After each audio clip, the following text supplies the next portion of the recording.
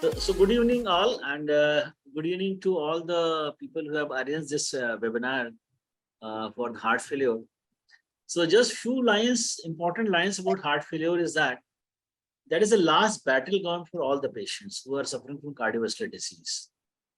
We are having large number of patients who have undergone angioplasty or bypass. Ultimately, they have more survival, and what is translating is more number of heart failure. So there is a continuous upgrading of treatment algorithm and various molecules to improve mortality and morbidity in heart failure patients. So with this background, I would like to start this important presentation.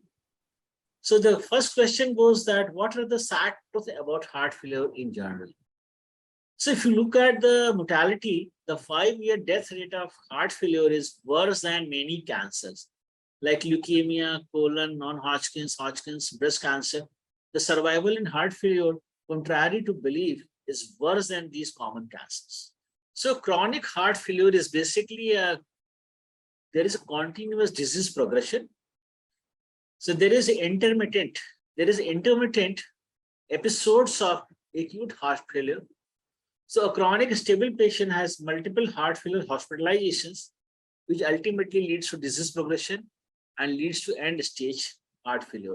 So our idea is to prevent this reduction in hospitalization, decreasing the frequency, and improving the mortality and improving the quality of life.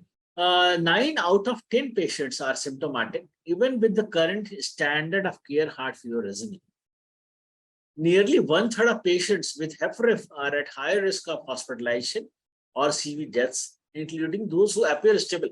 So if you find a stable patient, doesn't mean that this patient is not going to have major cardiovascular events. So we should be very careful, very watchful. And the irony is that each heart failure hospitalization increases the risk of mortality further. You can see a spiral is there, and ultimately patient has a mortality.